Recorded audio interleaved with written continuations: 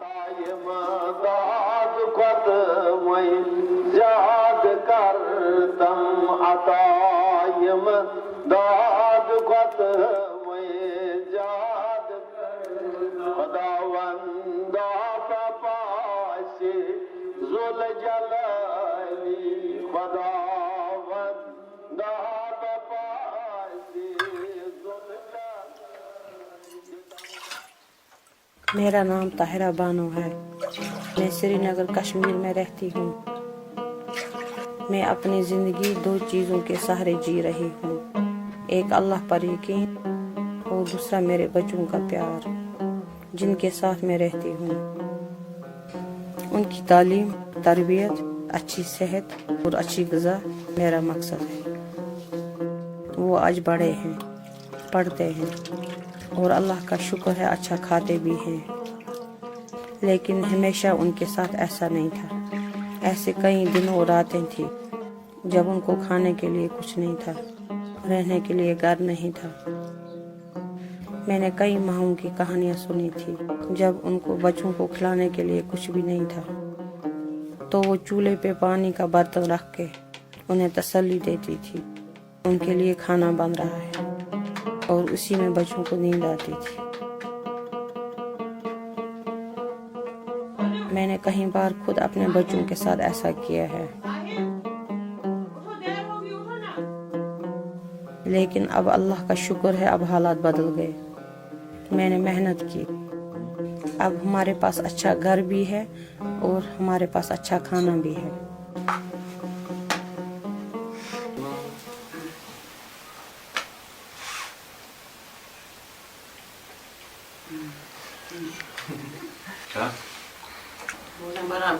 بڑا ہو جائے گا، کمائے گا، پھر اس کی شادی کریں گے.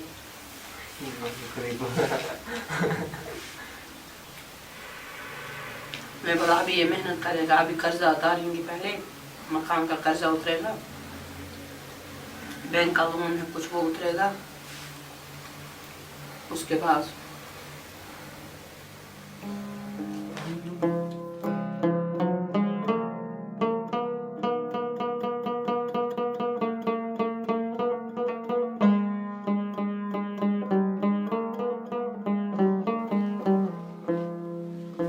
میں بارہمولہ کے ایک گاؤں پیرنیا میں پیدا ہوئی.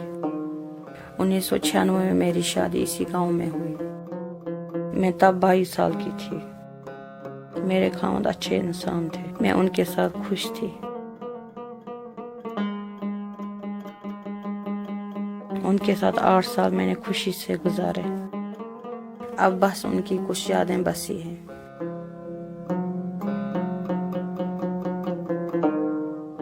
ان کے بغیر وقت بڑی مشکل سے گزرا. وہ ابھی بھی میرے دل و دماغ میں ہیں. ان کی وہ ابھی بھی میں ان کے کپڑوں میں محسوس کرتی ہوں. لگتا ہے وہ میرے ارد گرد ہی ہیں. ان کے لاپتہ ہونے کے بعد لوگوں نے دوسری شادی کا مشورہ دیا، لیکن میں نے نہیں مانا، صرف اپنے بچوں کے لیے.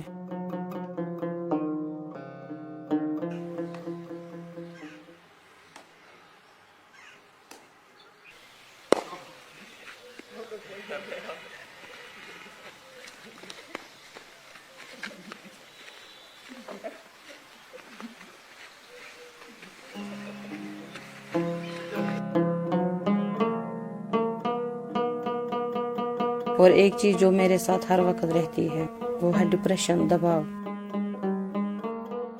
پچھلے 15 سالوں سے نہ مجھے کوئی نیند ہے، نہ مجھے آرام ہے، نہ کوئی راحت ہے. اگر کبھی ہوتی بھی ہے وہ دوائیوں کے سہارے. یہ ڈپریشن عجیب چیز ہے. جب زندگی خراب ہو تو آپ اس سے نہیں بچ سکتے. انسان باہر سے کتنا ہی اپنے آپ کو سجائے، کتنا ہی خوش لگے، مگر اندر سے یہ ایسا ہے جیسے کہ دماغ میں 100 بم پھٹنے کے لیے تیار ہو، مگر آپ اس کو روک نہیں سکتے. اس لیے میں دوائی کو ترجیح دیتی ہوں، کیونکہ مقصد زندہ رہنا نہیں ہے بلکہ موت کو دور رکھنا ہے. میں نہیں چاہتی ہوں کہ میرے بچے ماں کے بغیر بھی زندگی گزاریں.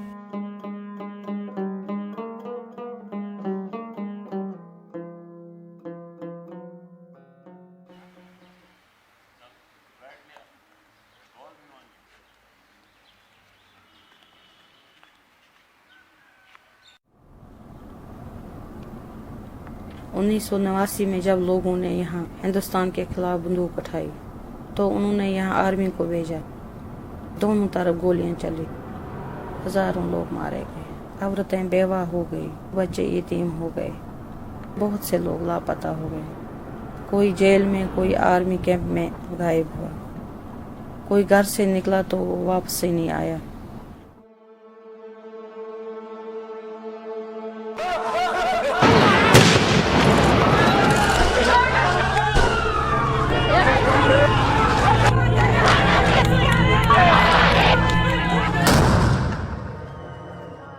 मेरे खामन 2002 में एक दिन दिल्ली के लिए निकले, फिर वापस ही नहीं आए। दिल्ली में मालूम किया, फिर वहाँ नहीं पहुँचे थे। रिश्तेदारों के यहाँ ढूंढा, आर्मी कैंप और टार्चर सेंटरों में मालूम किया, कहीं पता नहीं चला। जिंदा है या गुजर गए कुछ पता ही नहीं है। इसके बाद मेरी जिंदगी बदल गई और मुझे हाफिडो नीम बेवा का नाम पड़ा।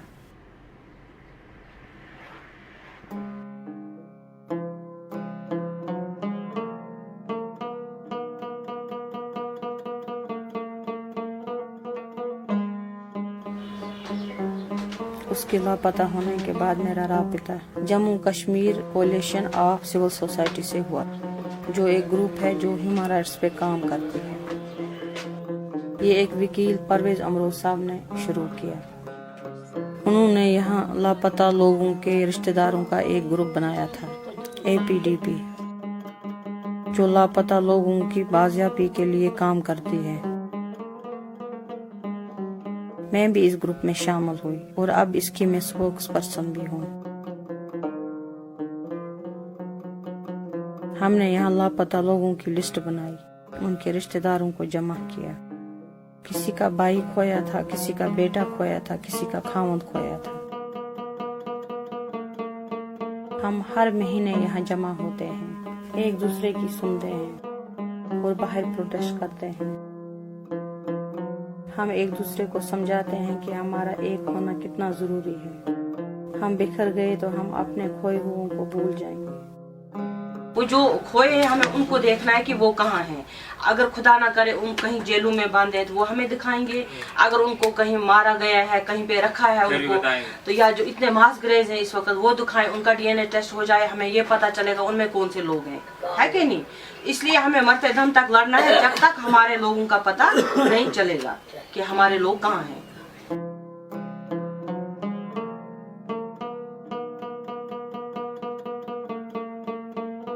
यहाँ तकरीबन 8000 लोग लापता हैं और 1500 हाफिडोज लेडीज हैं। हमने मिलकर यहाँ काम किया। किसी भी हुकूमत ने हमारे लिए कुछ नहीं किया। पहले हम यहाँ पार्क में मिलते थे और बहुत सारे लोग आते थे।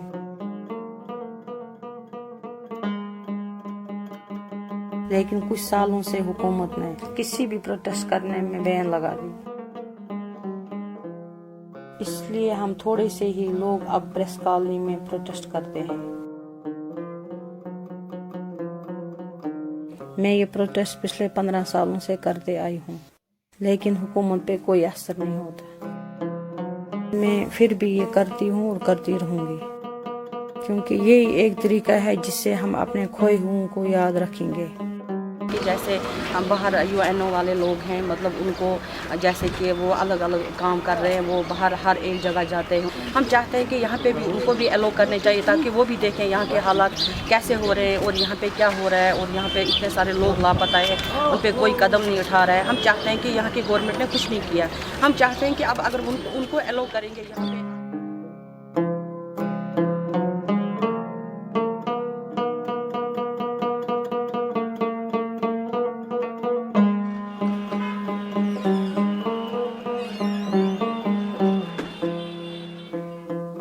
के लापता होने के बाद उनके घर वालों ने मुझे घर से निकाला। मेरे बाप के पास मुझे देने के लिए कुछ नहीं था।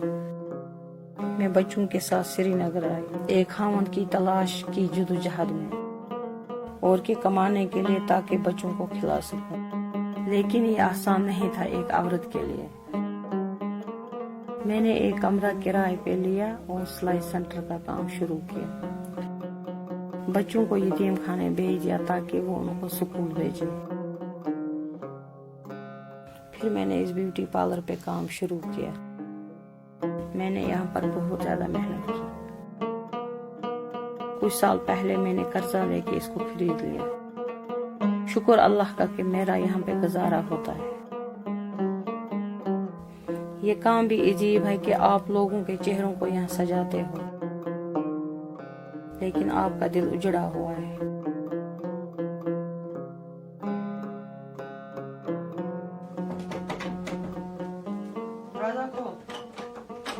بچوں کی کل کی سوچ ہمیشہ کے لیے مجھے کام کرنے کے لیے مجبور کرتی ہے.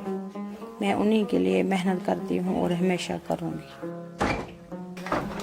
میں ان کو اچھی زندگی نہیں دے پائی لیکن ایک چیز کی خوشی ہے کہ وہ پڑھ رہے ہیں. آج ایک BA کر رہا ہے, وہ دوسرا 11th میں پڑھ رہا ہے. میں چاہتی ہوں کہ ہمیشہ میں ان کے پاس رہوں اور ان کے ساتھ رہوں. اب آپ کام وام چھوڑو, میں خود اب کروں گا کام. ابھی تمہاری باری کہاں آئی, ابھی تو پڑھ.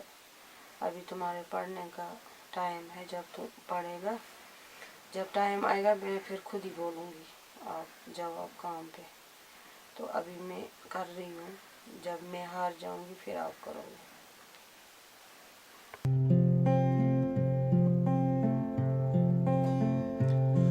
زهيو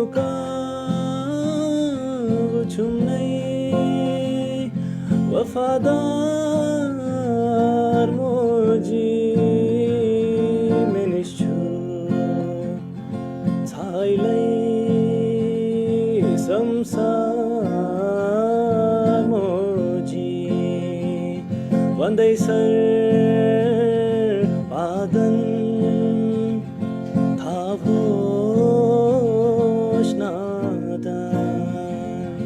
Çakay boş pati pati halamdar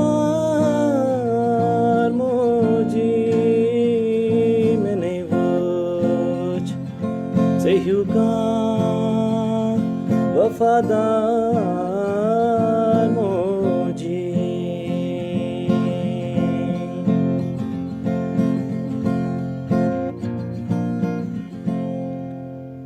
اگر زوتے منگ ہم پیشکش بتا بھائی تت نیزا کرب انکار موجی. اگر زوتے منگ ہم پیشکش تھا بھائی تت نیزا کرب